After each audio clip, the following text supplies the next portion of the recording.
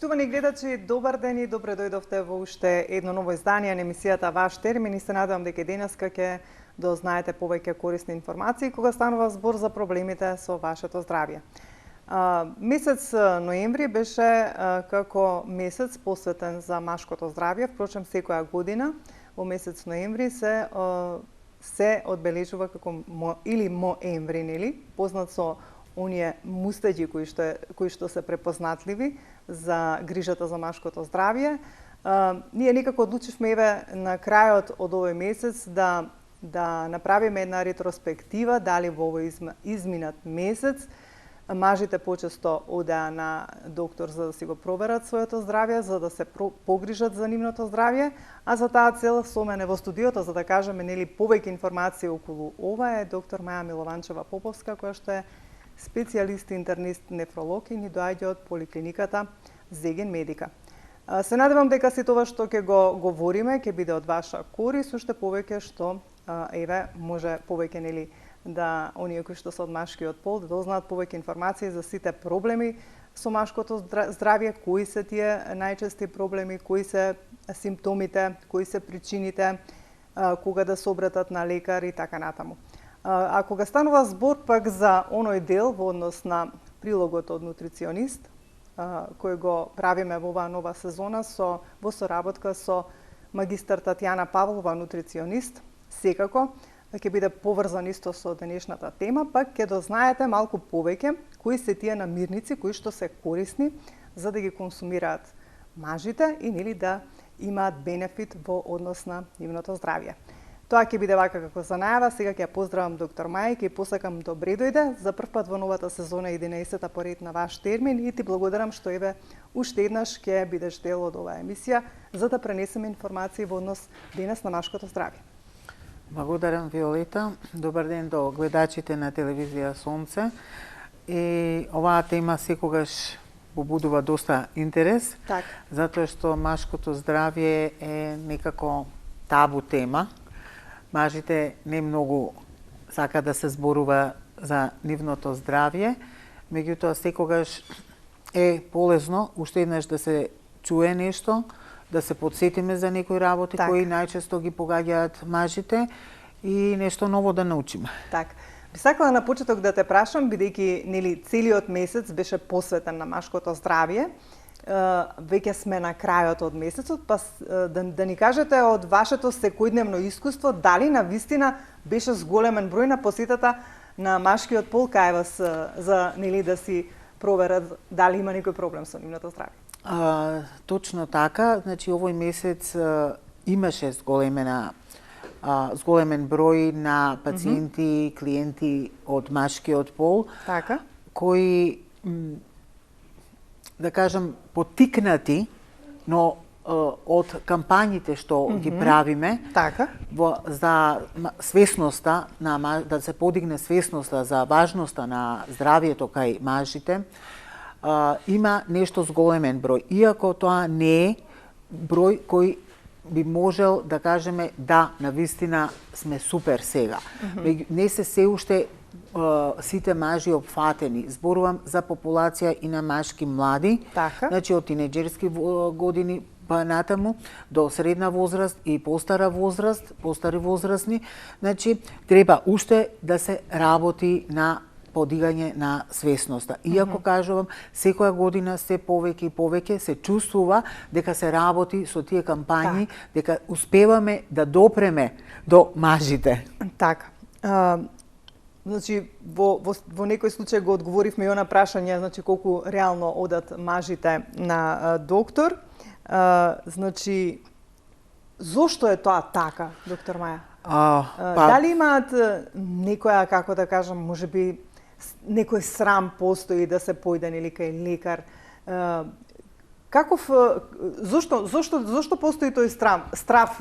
Всушност, вие сте доктор кој што се грижи за машкото здравје.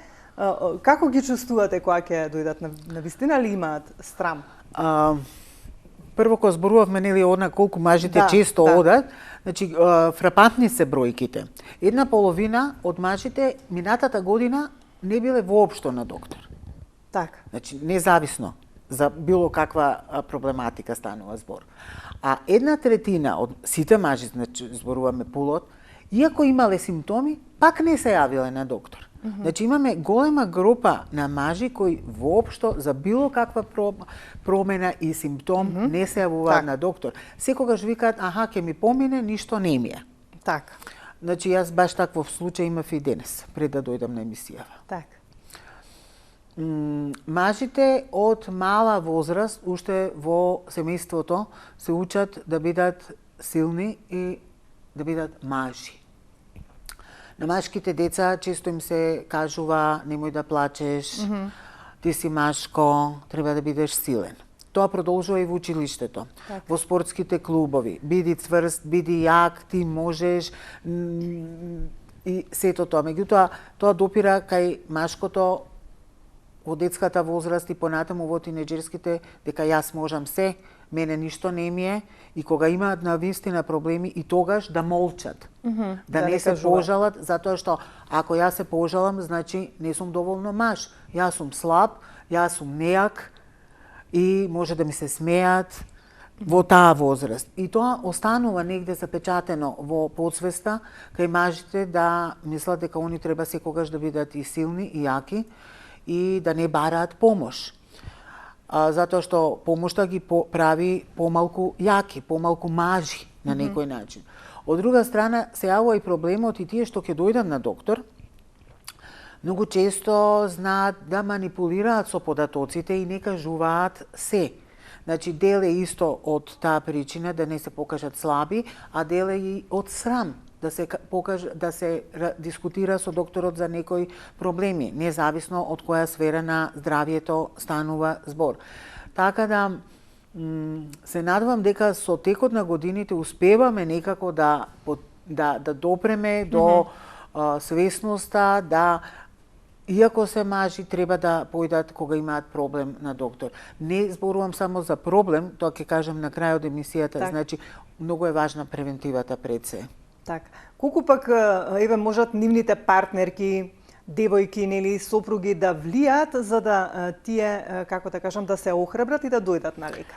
Колку е важно? Тоа станува се поважно затоа што на некој начин половина, ако не и повеќе од машката популација, кога доаѓа на доктор, веднаш ќе каже, ама мене ништо не ми е. Заради жена ми дојдов. Девојката ми купи купон. Заради незе дојдов. Сите дома ми викаат дека треба да се прегледам. Никогаш не доаѓаат само иницијативно, да, некој да признае да, јас сакам да дојдам.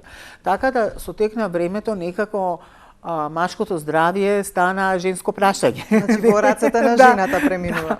Така да ја би ги охрабрила всушност партнерките, жените, девојките да ги потикнуваат и отворено да зборуваат со партнерите за да ги ослободат да може да се појават на доктори да дискутираат за нивните проблеми, нели? Така, да се надевам дека ќе биде така и во иднина, уште повеќе што еве, нели, секој ноември е месец кој што е посветен на месецот на машкото здравје и не само да биде месец ноември, меѓутоа еве како што и ќе говориме подоцна кога ќе почувствуваат некои од оние симптоми кои што се специфични за некои од машките заболувања, да се јават, нели, и во текот на годината. Ајде вака некако да започнеме.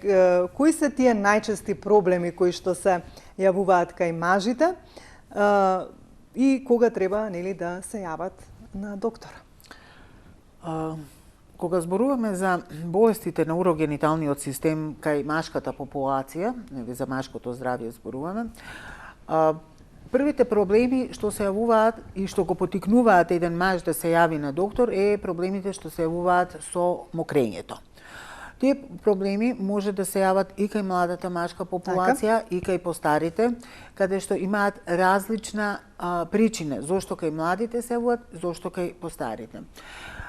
Простатата е машка полова жлезда која е единечна и се наоѓа под бешиката. Има форма на костен и низ неа поминува каналот од кој преку кој уствари преку од бешиката излегува урината, преку кој се мокри. Проблемите со простатата во младоста се едни, кај постарата популација се други. Кај постарата популација, со тек на возраста, како старееме, нели како се старее, после 40-та година, почнуваат да се јавуваат малку по малку тие проблеми поради зголемување на простатата, тоа се вика бенигна простатична хиперплазија, хипертрофија. Имаш во различни литератури тој избор. Значи бенигна е нешто што не е карцином. Значи тоа е зголемување на простатата. Меѓутоа, не проблемите секогаш се јавуваат само заради зголемената простата. Има доста мажи кои немаат зголемена простата. Таа е во граници на нормала кога ја мериме. Меѓутоа, проблем се јавува внатре во мокрењето, проблемот со мокрењето, затоа што делот се променува, излезот, односно делот на каналот, мочниот канал. Така да тој се стеснува, излезот се стеснува и се јавуваат проблемите. Кои се тие најчести проблеми заради кои мажите ќе се јават? Кажавме проблемите со мокрењето. Прво приметуваат дека почетокот на мокрењето е одложен. Значи не може веднаш да тргне со мокрење. Млазот се намалува, по-слаб е млазот, ја нема таа силина.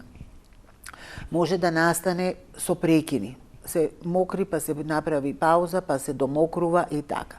На крај да се јави терминално капење, го викаме. Значи, уште неколку, по завршетокот на актот на мокрење, да се јават уште неколку капки, да се домокри, да се доиспразни бешиката, односно каналот. Потоа, доста често се јавува чувство на недоизмокреност. Ке оди да мокри, меѓутоа, за 15 минути, повторно го тера нешто пак да оди да мокри. Значи, тоа се симптоми кои може да укажуваат дека започнале проблемите со простатата, каналот, нешто тука. Зошто сега тоа се случува? Тоа е прашањето. Зошто се случува таа бенигна простата? Дали е нормално или не? Значи, постојат повеќе фактори. Не можеме само еден фактор да кажеме да заради тоа се јавува таа бенигна простатична хиперплазија. Значи, некои викаат само тестостеронот, ама не е само тестостеронот, повеќе фактори се тука во игра. Тестостеронот е машкиот полов хормон, кој нормално се лачи. Со возраста, негде од 30-та година, по 1% годишно почнува тестостеронот да се намалува. Така, како жените естрогенот. И тие хормонални промени и еден друг метаболит, исто андроген хормон, значи како тестостеронот се намалува, така се зголемува тој другиот, кој од своја страна пак потикнува. Што се случува како мажот старе? Се зголемува простатата, а опаѓа косата. Значи тоа се тие хормонални промени што нормално стануваат во андропаузата. Како што постои кај жените менопауза, така кај мажите е андропауза, за која многу малку се зборува. Да, и како кај жените што постои климакс, така постои кај мажите, само што и тоа многу малку се говори. Така. Така да, тие тегоби кога ќе се јават, значи потребно е да се консултира значи да се појде на доктор, да се види зашто станува збор. Во целата таа приказка, ова рековме е бенигна состојба. Уште една бенигна состојба имаме простатитис, тоа е инфламација, тоа е воспаление, значи тоа е инфекција, најчесто е бактериска инфекција на простатата, која предизвикува инфламација, оток на болка на простатата и таа се лекува со антибиотици. За разлика од бенигната простатична хиперплазија, каде што имаме друг пристап. Тамо не лекуваме со антибиотици. Меѓутоа, ако се јави простатитис, значи воспаление на бешиката, тогаш се лекува со антибиотска терапија. Простатитисот може да биде акутен, значи во моментот се јавува и го лекуваме. Или да постои хроничен простатитис, за кој многу се уште немаме целосно сознание зошто се јавува, како се јавува и не можеме секогаш добро да го ставиме под контрола и доста мажи со хроничен простатитис имаат и тегоби кои се повторуваат, се појавуваат и така гледаме некој баланс да најдеме и ние со терапијата, да не ги држиме под терапија постојано. И така една состојба е хроничниот простатитис, каде тешко може да се, да кажеме, да излекуваме нешто. Дали се истите симптоми кои што се за... Да, најчесто се истите симптоми, со тоа што кај простатитисот, кај акутниот простатитис се јавува и болка, печење при мокрење, печење во каналот, може да има треска, температура, нелагодност во долниот дел на стомакот, така да тие работи може сите заедно да ни укажат на дека се работи за една инфекција. Да се земе уринокултура, да се земе спермокултура, брисеви, за да видиме за која бактерија станува збор, за да можеме соодветно да ја лекуваме. Затоа што многу често кај нас луѓето ќе има печење, ќе има при мокрење и сами се взимаат лекарства.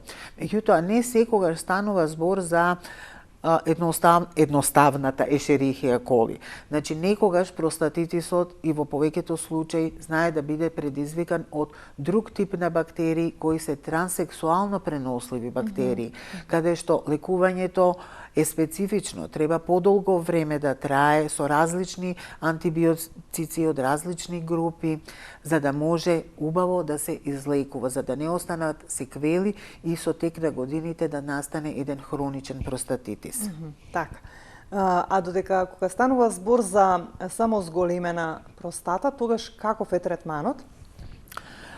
Третманот зависи прво колкава е голема простатата, колкави се симптомите. Значи, некогаш можеме на ултразвук, тоа со ултразвук се мери простатата, со ехосонографски, значи,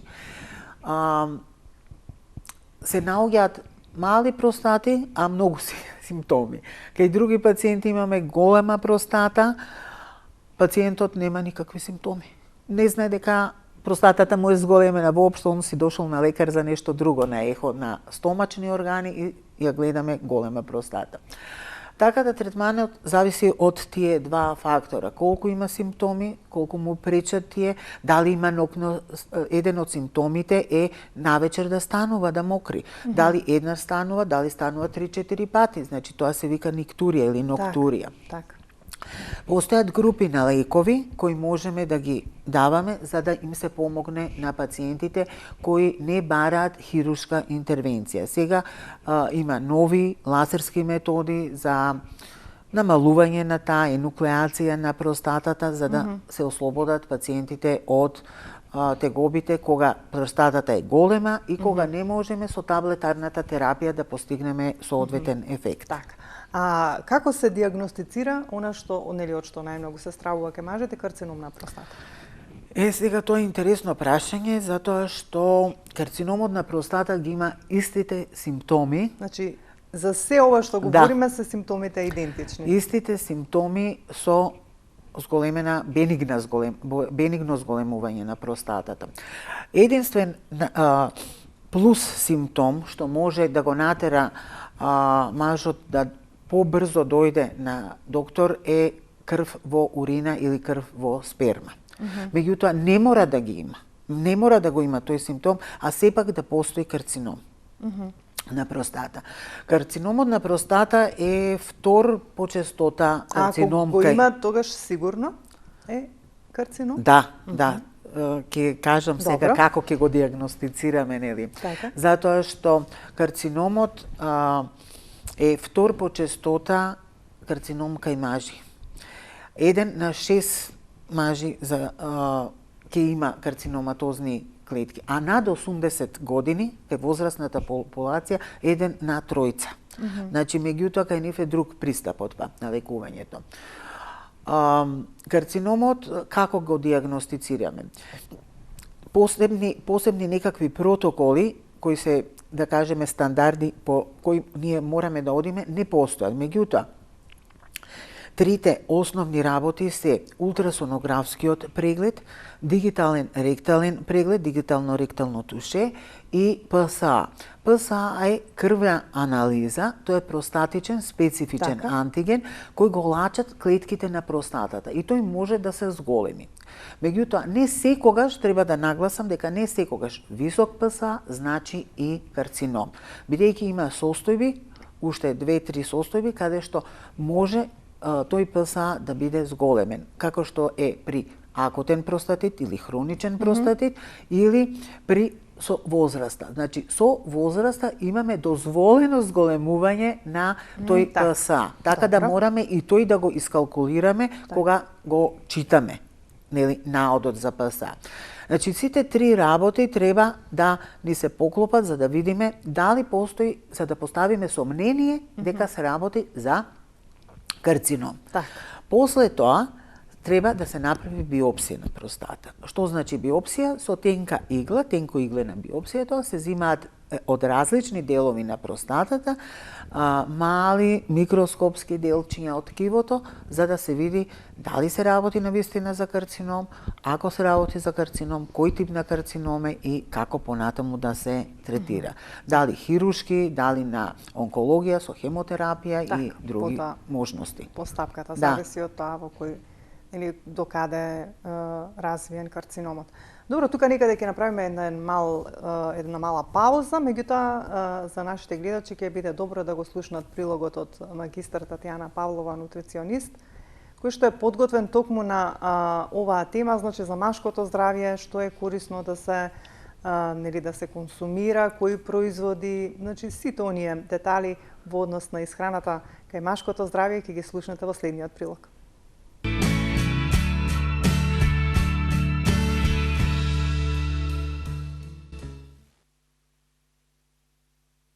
Нашето тело е хормонски зависно. Ова значи и за обата пола. Што значи како што внимаваме за хормонскиот баланс при здравието на жената, исто така треба да се внимава и за хормонскиот баланс при здравието кај машите. Многу често денеска како резултат на високо процесираната храна, консумација на алкохол, седечкиот начин на живење, се повеќе се соочуваме со и дебелина кај машите. Дебелината кај мажите се јавува поради покаченото ниво на естроген. Тоа е една од најчестите причини. Значи, кога овој процес се случува под дејство на одреден ензим, кога тестостеронот кој што го има машкиот организам се претвара во естроген. И во тој случај, значи, мажите се соочуваат со вишок килограми, летаргија, немаат волја за живот, намалена сексуална функција и така натаму. Постои храна која што во овој случај може и тоа како да помогне. Јас би наброела неколку видови на храна, како што се печурките, како што е црниот дроб, меѓутоа веќе ова е храна која што се добива од животинско потекло и би напоменала доколку успееме да најдеме органски црн дроб, секако би бил добар за машкото здравје. После тоа би напоменала дека цитрусите се исто така супер храна за помош во вакви ситуации и зачините како што е макдонос, како што е целер, рузмарин, жалфија и така натаму. Печурките, динстани на малку вода и маслиново масло представуваат супер храна каде што можеме ние да го контролираме нивото на естроген да не се покачува, додека нивото на тестостерон да биде стабилно. Кога реков за црниот дроб, значи црниот дроб приготвен во чорба е идеална намирница. Зашто? Бидејќи ги содржи оние сите липосолубилни витамини, како што е витаминот А, како што е витаминот Х, а исто така го содржи и холинот, кој што учествува во здравјето на секој одреден маж. После тоа би напоменала дека храна која што исто така може да помогне во чувањето на машкото здравје представуваат црвените плодови. Зошто? Бидејќи се богати со антиоксиданти. Кога станува збор за антиоксидантите, посебен акцент би ставила на антиоксидантот ликопен. Ликопен е представник на групата каротеноиди, каде што влегуваат бета-каротенот, зеаксантинот и лутеинот. Неговата боја е исклучиво црвен. Значи, ликопенот се содржи во намирниците со црвена боја, како што е доматот, црвената пиперка, неговото количество застапено во кајсиите, калинката и така натаму.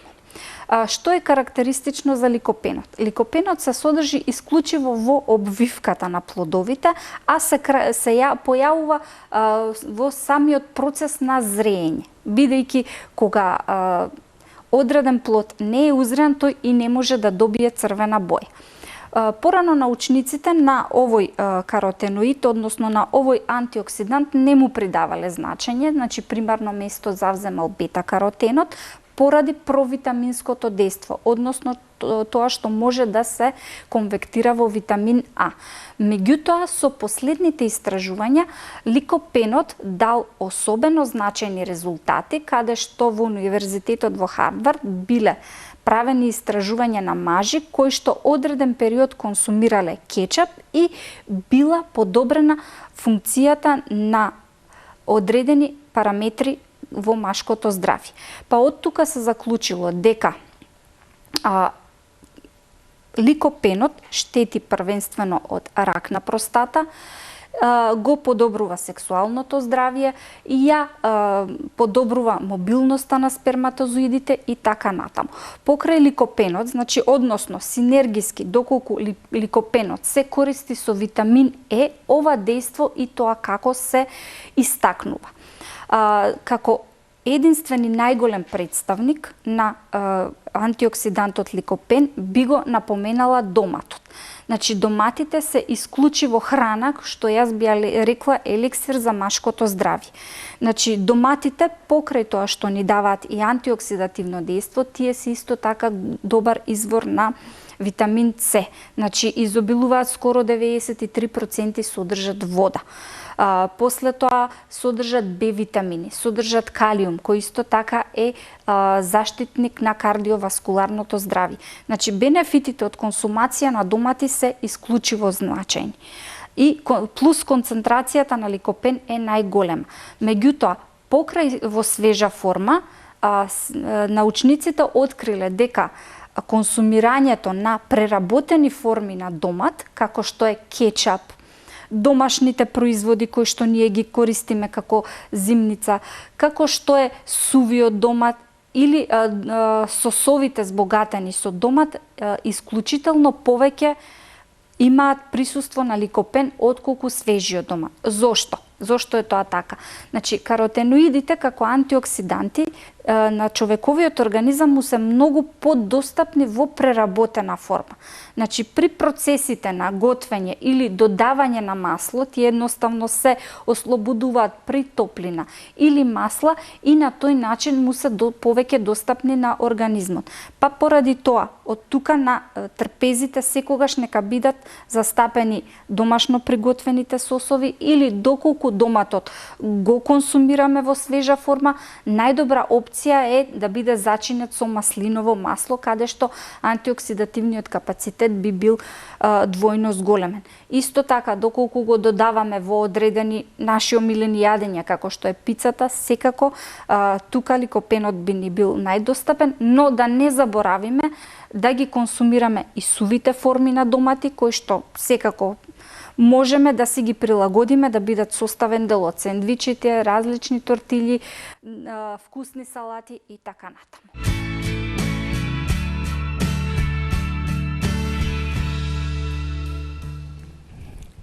Да, еве многу убави совети, многу убави информации. Можете да слушнете од прилогот од магистар Татјана Павлова, сите оние кои што сте од машкиот пол, значи послушајте ги незините препораки, нели се со цел да имате бенефит за вашето здравје. Ние продолжуваме понатаму за оние кои што подоцна се вклучија, а секако знаете дека е отворена контактна емисија сме, доколку имате некои прашања да поставите, слободно може да се јавите. Значи, говориме на тема машко здравје со доктор Маја Милованчева Поповска, која што е специјалист интернист и ни доаѓа од поликлиниката Зегин Медика. Проговоривме малку за оние проблеми, можеби поспецифични, доктор Маја, кај повозрасната популација. Меѓутоа се преминуваме во вториот дел кај што имаме некои проблеми кои што се јавуваат и кај помладата популација. Дали овие проблеми за кои што сега ќе говориме се поспецифични за помладата или се застапени и кај помладата и кај повозрасната популација?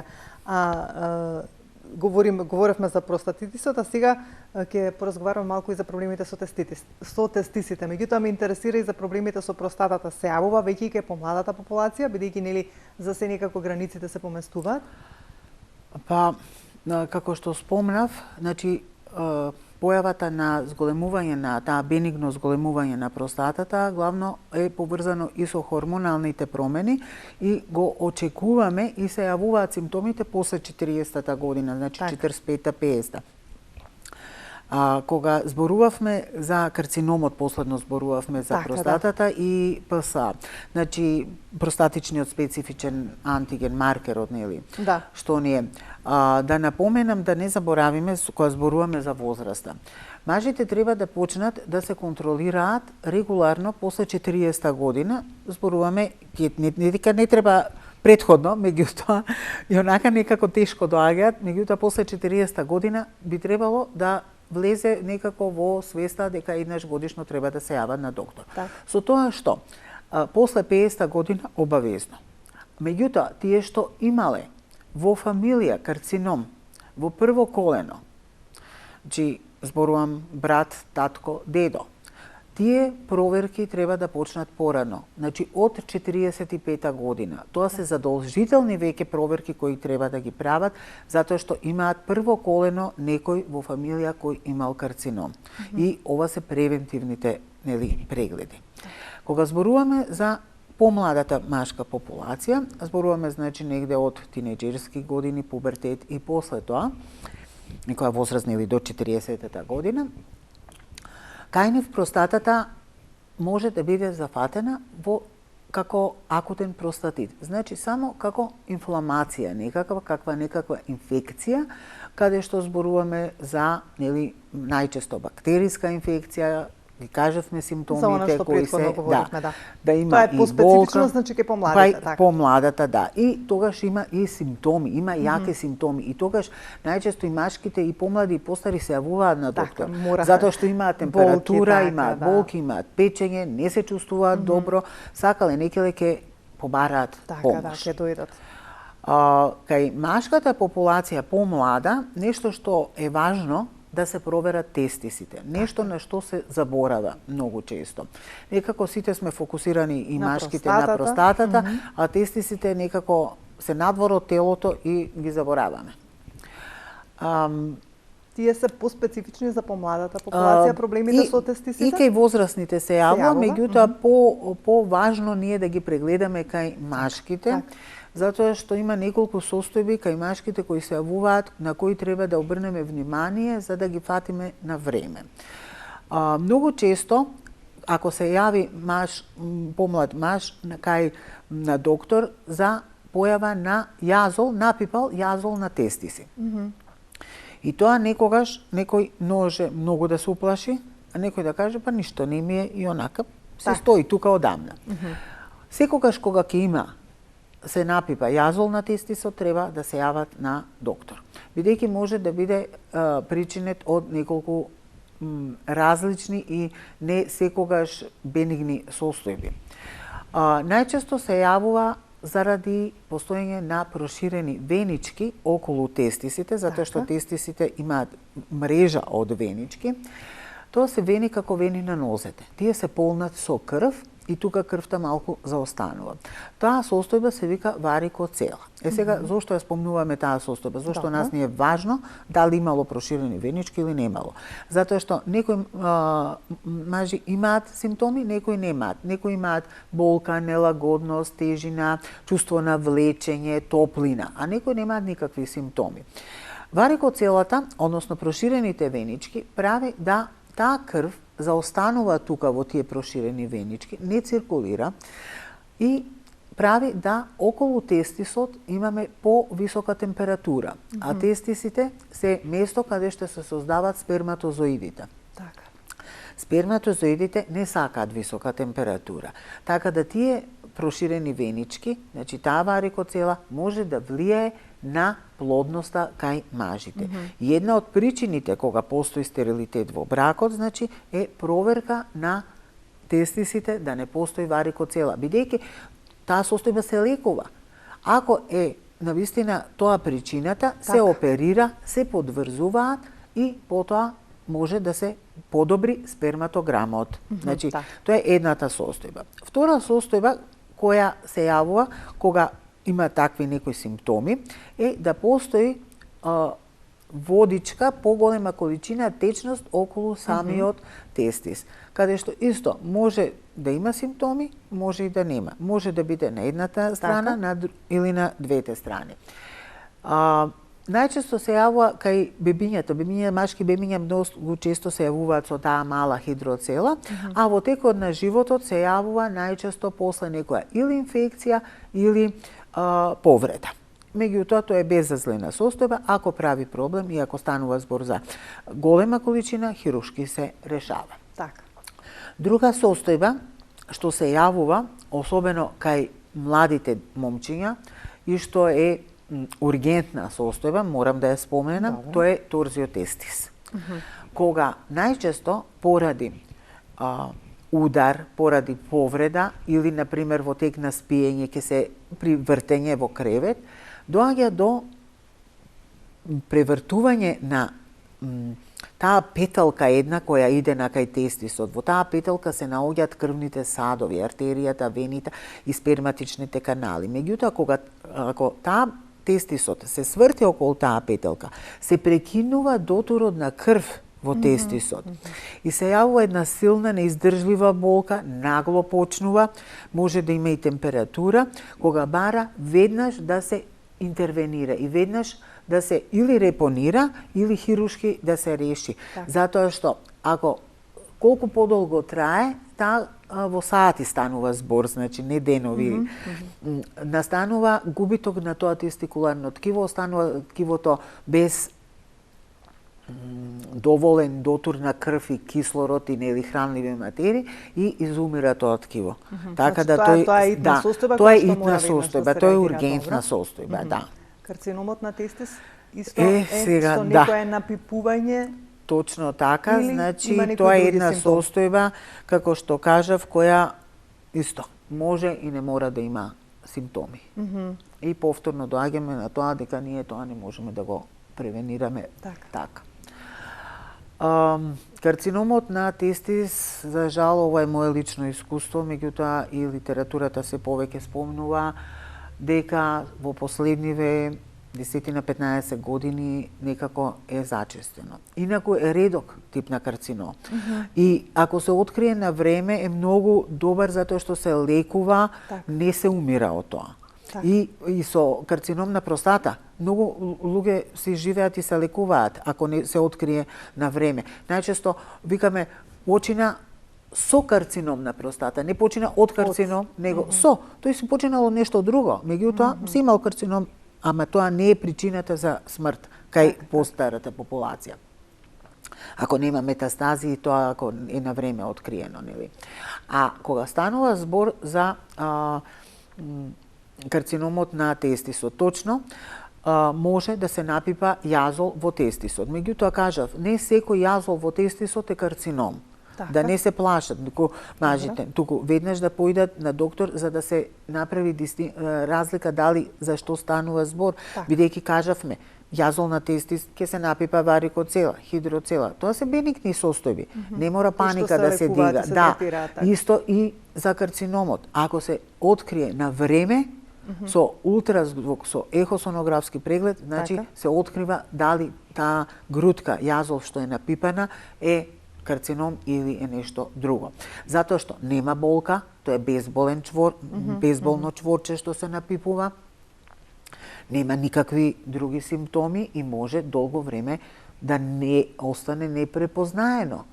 А нашата работа е да го препознаеме тогаш, кога нема други симптоми, кога е уште на зачеток, затоа што тој се лекува. Има начини како да се лекува и тие луѓе после нормално живеат, имаат семејство и деца. Добро, но ако нема симптоми од болка, оток, како се на друг начин може да се открие дека постои карцином? Се прави ли некој друг преглед освен оној нели мануелен преглед? Тие прегледи се. Прво е само преглед. Не може некој ехо преглед да се направи? Точно. Тоа, како што кажав, мануелниот преглед само се воспитуваат и се учат машките, само преглед да се направи. И другото е со ултрасонографски ехо преглед, каде што точно ќе се покаже со ехо прегледот може да се утврди дали постои карцином на тестис. Добро. Да, и ставаме сомнение. Односно можеме да исклучиме дека нема. А ако нешто видиме што ни е сомнително, тогаш взимаме туморски маркери на некој начин, да ги кажам, крвни анализи, со кои ние ќе потврдиме или ќе исклучиме.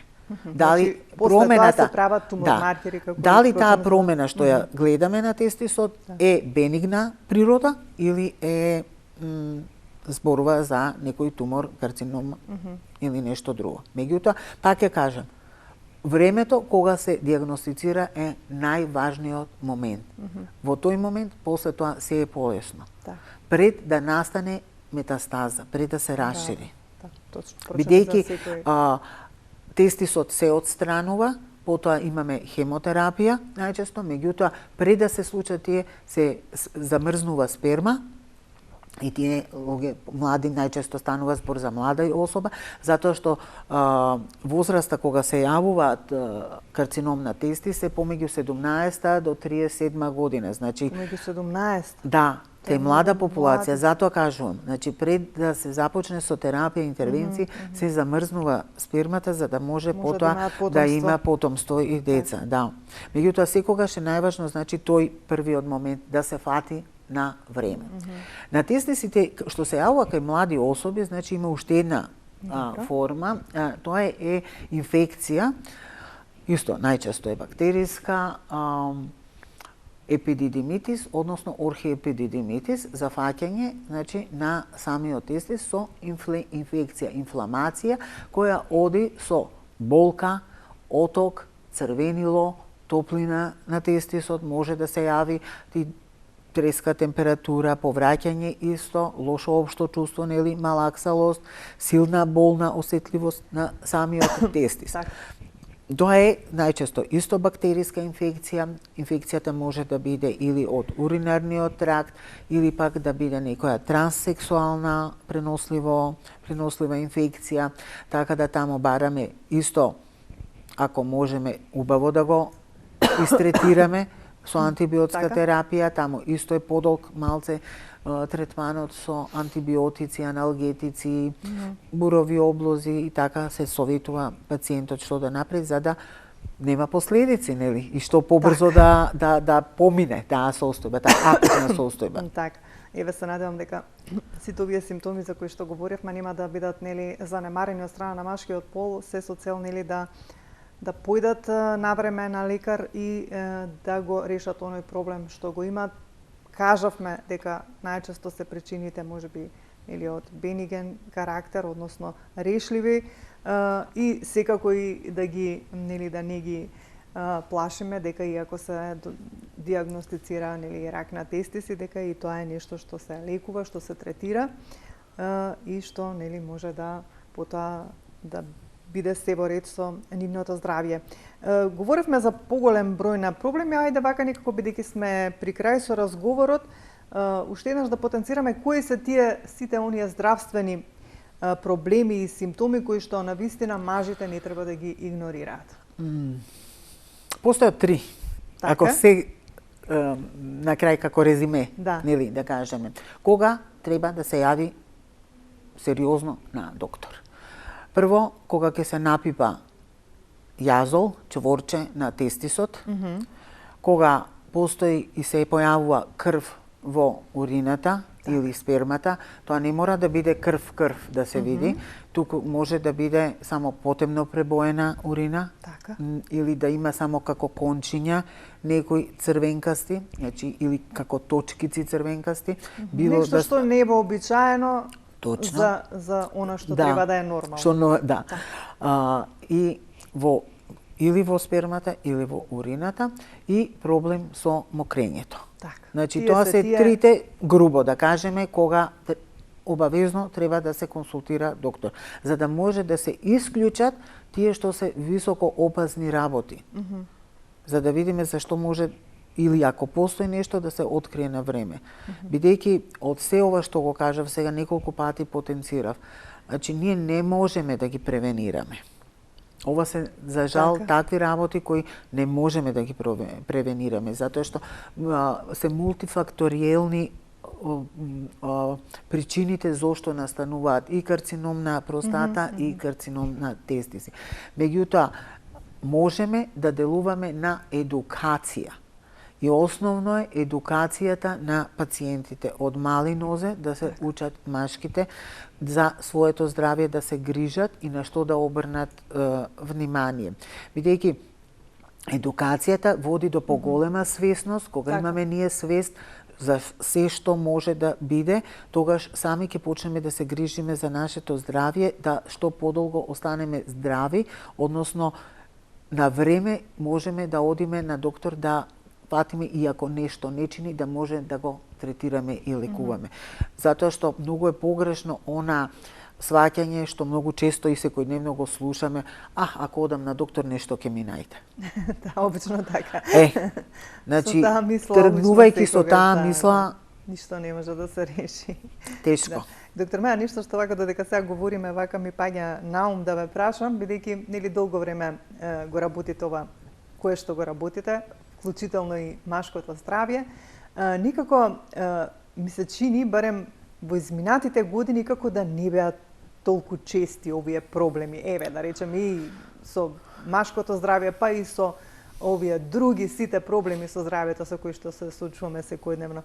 Зошто еве во овие години, ајде да кажеме 2 децении наназад, зошто се толку зачестени и зошто дури се јавуваат еве и кај помлади пациенти? Што се причините? Дали можеби сте еве чисто вака, нели, бидејќи го работите тоа, па можеби сте се обиделе нешто да дознаете, да прочитате, да се информирате? Што велат тие истражувања, можеби некои? Зошто е тоа така? Има повеќе причини сега. Значи, прво, кога зборуваме за старата популација, животниот век е доста зголемен. Така. Луѓето порано, многу порано умирале. Сега има доволно време да се развијат болести кои порано и не се развивале толку често. Тоа е, да кажеме, едната причина. Добре. Втората причина е што можностите за диагноза сега не се многу зголемени. Порано не постоеле такви софистицирани или не се знаело, не биле уште... Не се знаело што починал некој, добро. И едноставно ќе кажеле, така му се слоши и тоа е. Си почина. Ништо не му беше, меѓутоа си почина. Значи, луѓето се повеќе идат на доктор и подостапно е здравството. Значи, сакале или не... Може би повеќе се информирани. Еве, ние затоа ги правиме овие емисии, се со цел, нели, да говориме малку на овие теми, да дојдат информациите поблиску до луѓето. Порано можеби и не се говорело и не знаеле луѓето. Точно, кој зборувал порано за овие проблеми? Никој. Тоа било срамота да се зборува. Иако постоело во болест, во семејството не се зборувало. Болеста била срам. Сега луѓето зборуваат и си бараат помош. Така. Значи, сето тоа придонесува. Меѓутоа, голем дел, јас сепак ќе кажам, има улога и животната средина, почнувајќи од сега е актуелно е, нели, Скопје, толку мал град, да е толку загаден, што просто е неверојатно. Јас не можам искрено да ви кажам некако тоа, дека ние сме позагадени од Нью Делхи. За жал сме. Тоа. Друго, имаме исхраната и почвата, исхраната и почвата.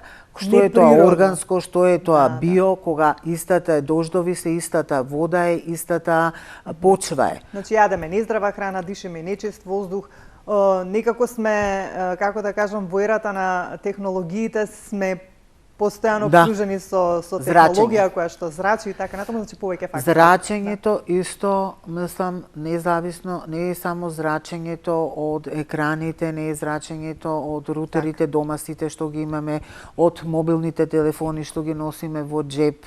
Туку и надворешното зрачење. И надворешното зрачење, војните, значи сето тоа, мислам, многу комплексна тема, так, што допринесува за појава на сите овие сите заболувања проблеми, и да. нови што ќе се јават. Ние не знаеме што ќе се јави. Так, значи останува само на нас колку можеме ние самите да се чуваме, да се превенираме, значи колку можеме здраво да се храниме, нели, што е можно, да помалку стрес да имаме и секако за сите оние симптоми за кои што говоревме, особено за машкиот пол, навреме да се јават кај лекар, секако доколку сакаат да се сретнат со доктор Маја Милованчева Поповска, која што е специјалист интернист нефролог, може да појдат во поликлиниката Зеген Медика, секако да се закажат термин и да побараат совет од вас. Ви благодарам за денес и се надевам во некоја следна емисија, па ќе проговориме за некоја друга тема, бидејќи нели интернист нефролог има зашто нели и како да говориме повеќе теми, па да одбереме една.